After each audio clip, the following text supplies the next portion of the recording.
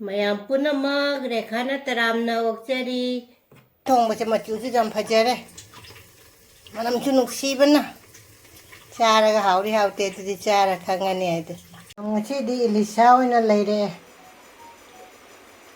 ꯏꯂꯤꯁꯥꯁꯨ ꯌꯥꯝ ꯆꯥꯎꯕꯗꯤ ꯅꯠꯇꯔꯦ ꯉꯁꯤ ꯏꯂꯤꯁꯥꯁꯦ ꯍꯥꯏꯗꯤ ꯀꯦꯖꯤꯗ 400ꯇ ꯂꯧꯔꯛꯄꯅꯦꯕ ꯑꯩꯅ ꯃꯀꯨ ꯈꯣꯛꯍꯜꯂꯦ ꯁꯦꯝꯕꯗꯤ ꯑꯩ ꯑꯗꯨꯝ ꯁꯤꯒ ꯑꯩꯅ ꯑꯗꯨꯝ ꯁꯦꯝꯗꯧꯔꯕꯅꯦꯕ ꯃꯀꯨꯗꯤ ꯈꯣꯛꯍꯜꯂꯛꯑꯕ ꯑꯩ ꯈꯣꯟꯒꯁꯦ ꯍꯧꯖꯤꯛꯐꯥꯎ ꯐꯠꯇ꯭ꯔꯤꯅꯦ इलिसासे इलिसासे ने थोंग जाएंगा तोल ngak थमे बुझी तावरा के इलिसासे कल तावरी तावरा के इलिसासे आइना ओंधो एमु इलिसासे जाम मुन्ना तावरा हाउते बा ने इलिसासे मतुन सु चाव चाव न थो कने सेम बने थोड़ा बहुत हाइगले है same बंगासे nga matung ngai ne siga taure aina siga khaido yaba ko ka mamai ge siga leire mamai ma sona kan leire taw bo loire thonga ge sa thong ba ge aina alu kan na ngauri ji aina jaingang moro dukai jira ma ku bhat pe ba isa thong ba se aine mai ha pe chaure nga atela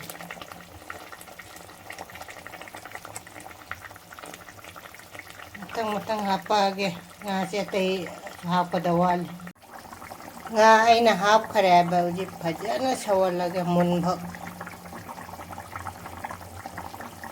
ilisa thongwa su lo chale mahi kang chale jaran ilisa thongba se machu su jam phajare manam chu nuksibana charaga hauri haute tu chara khangani ade ndagi aina thaba khamen do adu aina porokpo do aduga marin khaba ilisa marin khaba ga ngauge tawba lumdaga aina thaba khamen ga pora delhi da chadem asiga marin khaba phale khangse nga ngau ruin marin khaba se aina jainga maro pangle hakke lega aina gane apoi jum ai di hojai da kala ira di ne hinjang napi se loi thane aisin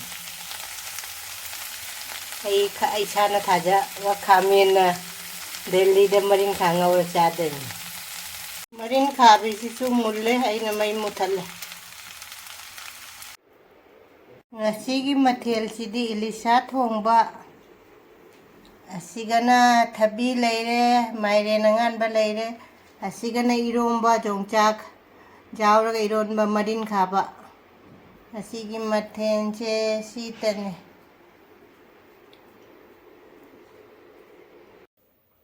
Hai mayam punamak rekhana taramna okchari hanadagi jengbiri baichina punamaksu anauba changbira baichina punamaksu rekhana hannana thagachari anauba ichinina na aigi video se ahanba thengna biba taradi subscribe like share nusiba comment ama thambirammo ngasigi mathel jidi ilisa thongbane siga leire iromba jongchak hapaga siga marin khaba leire maire nangan ba leire se thabi leire mayam bwa khangna devida lai gi hana kalage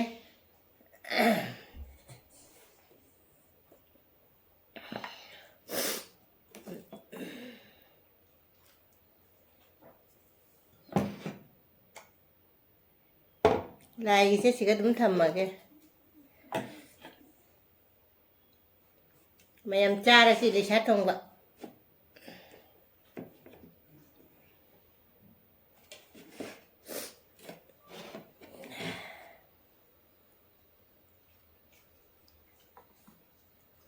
mayam ga nga ga loina na ilaktoiba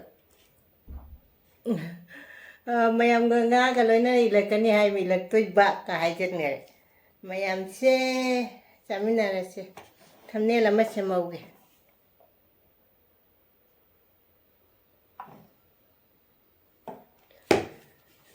mayamna ingaramina chaba haurage lai sugat khare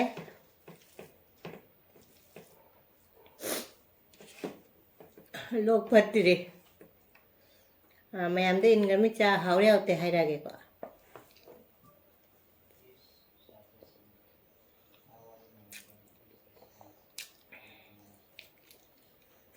ꯃꯥꯏꯔꯦꯟ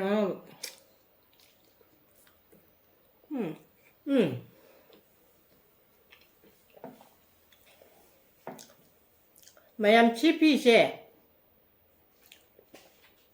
ꯑꯩꯒꯤ ꯏꯆꯟꯅꯨꯄꯤꯅ ꯍꯥꯄꯛꯄꯅꯦꯕ ꯏꯆꯟꯅꯨꯄꯤ ꯍꯥꯏꯗꯤ ꯃꯌꯥꯝꯅ ꯍꯪꯉꯛꯀꯅꯤꯀꯣ ꯏꯆꯟꯅꯨꯄꯤꯁꯦ ꯑꯩ ꯁꯤꯒ ꯗꯤꯜꯂꯤꯗ ꯂꯥꯛꯑꯝꯕ ꯏꯆꯟꯅꯨꯄꯤꯗꯣ ꯑꯩꯈꯣꯏ ꯏꯅꯦꯝꯍꯟꯒꯤ ꯃꯆꯥꯅꯨꯄꯤꯅꯦꯕ ꯑꯗꯨ ꯃꯥꯅ ꯍꯥꯄꯛꯄꯅꯤ ꯁꯤꯁꯦ ꯁꯦꯠꯅꯦꯕ ꯍꯥꯄꯛꯄꯁꯦ ꯃꯥꯅ ꯍꯥꯏꯔꯛꯏꯕ ꯁꯤ ꯏꯜꯂꯒ ꯃꯨꯛꯕꯥꯡ ꯇꯧꯕꯤꯔꯣ ꯍꯥꯏꯅ ꯊꯦꯡꯀ꯭ꯌꯨ ꯕꯦꯝꯕꯤ ꯃꯥꯏ ꯃꯃꯤꯡ ꯑꯩꯈꯣꯏꯅ ꯑꯗꯨꯝ ꯅꯨꯡꯁꯤꯅ ꯕꯦꯝꯕꯤ ꯀꯧꯔꯦꯕ ꯑꯗꯨ ꯃꯥꯅ ꯍꯥꯄꯛꯄꯅꯤ ꯑꯩꯅꯁꯨ ꯌꯥꯝ ꯄꯥꯝꯖꯔꯦ ꯒꯨꯂꯥꯞꯁꯦ ꯑꯩꯁꯨ ꯌꯥꯝ ꯄꯥꯝꯃꯦ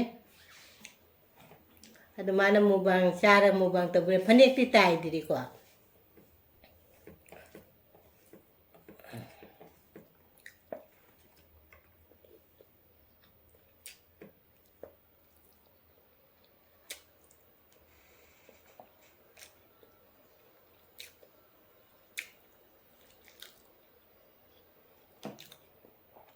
ꯍꯥꯎꯔꯦ ꯗꯤꯜꯂꯤꯗꯁꯨ ꯁꯥꯒꯠꯂꯦ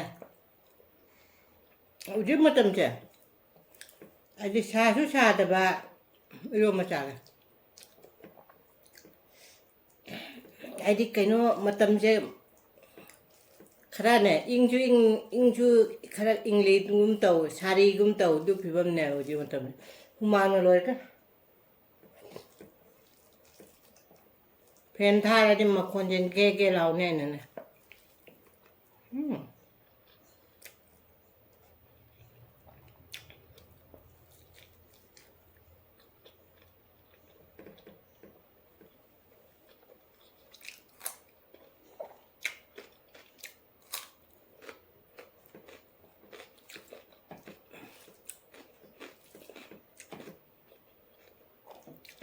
ꯑꯁꯤꯗꯤ ꯊꯕꯛ ꯌꯥꯝ ꯁꯨꯔꯦ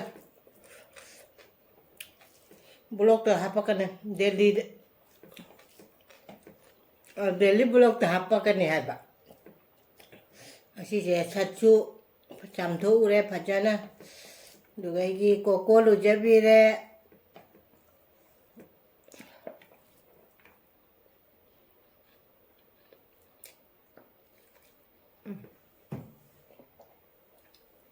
ꯃꯥꯡꯉ ꯆꯥꯗ꯭ꯔꯦ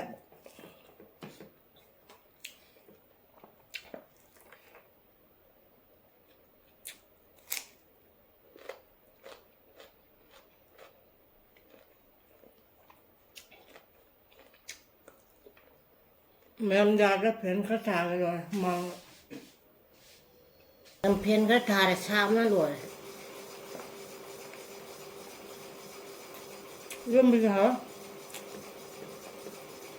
이런면서 강도 떠있는 mấy cái làng đây rồi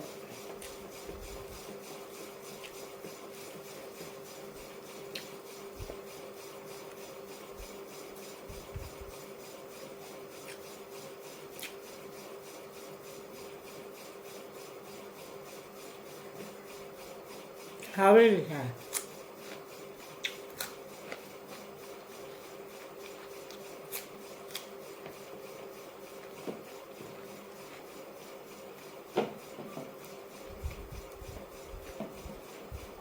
rồi mới được trả lời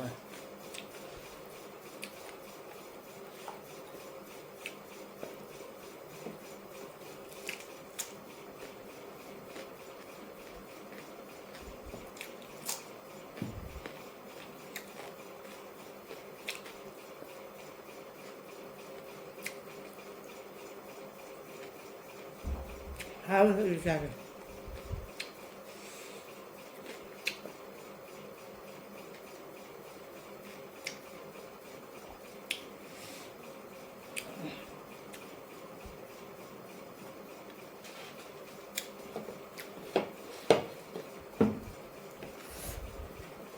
nó hay chơi là ngon không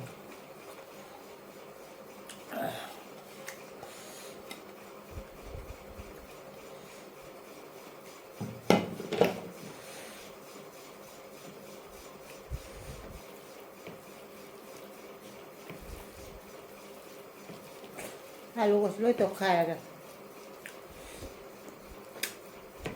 Ahora.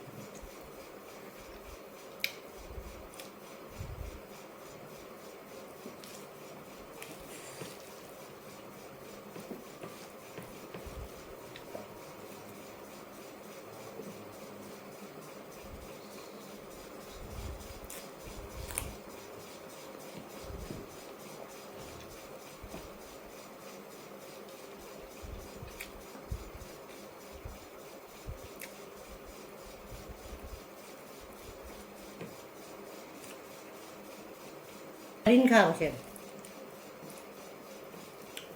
Quay chung đi khám mình ngô tàu mà dầm hào đây.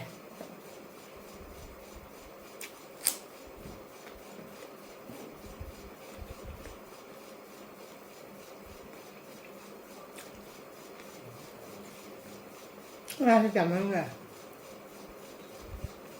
Tại mà chung mong ra một cô không ra. Mà mấy dân bệnh mà. Rồi mà cô thì cha ra. Mà mấy cho cô nó đừng cha ra.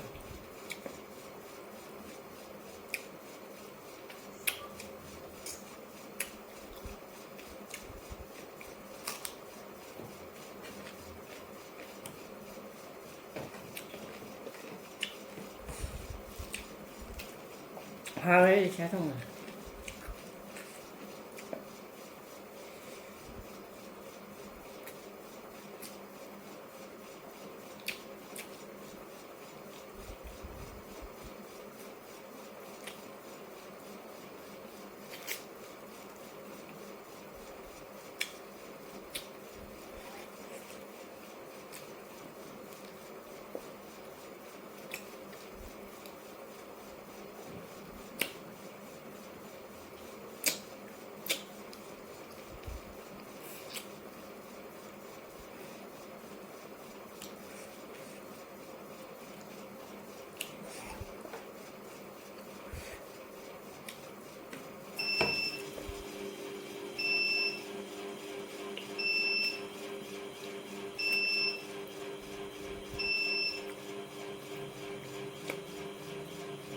Mày âm like cho khách à? Mày âm like cho khách à?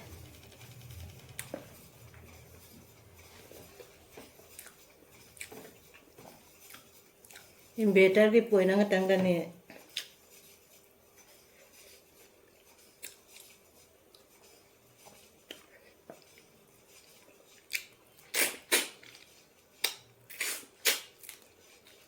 may magkukusuta.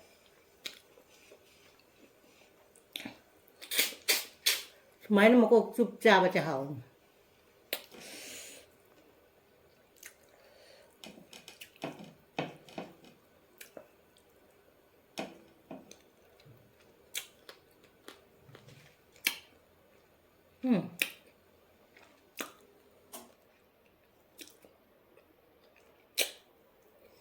Magtamulay, calula mulay niya.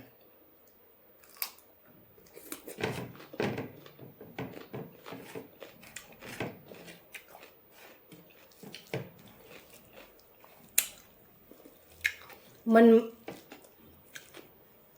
wangang mo sa subo na lang, amang bagangan baga tayo.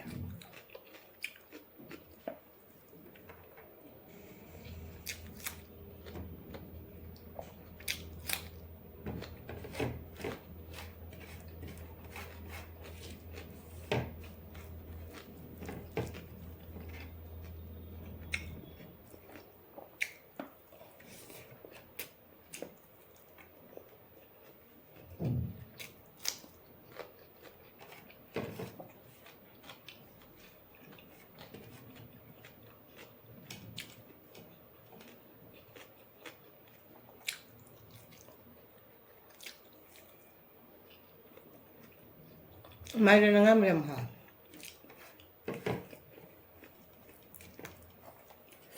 anh ta nào ta bị chết bằng ngà là nó chậm hỏi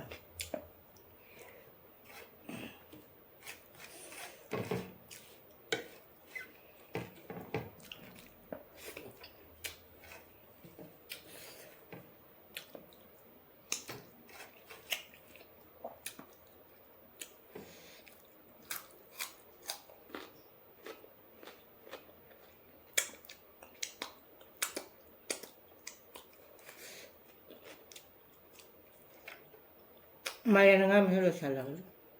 Matuho naman.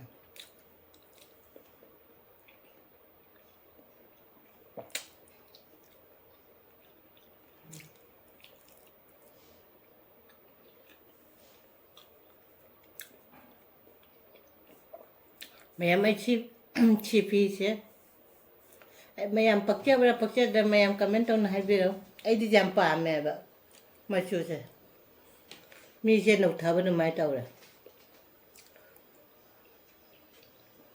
Mayam roi cha ra nga mo may sila hore mo may maru jam chao bane ba.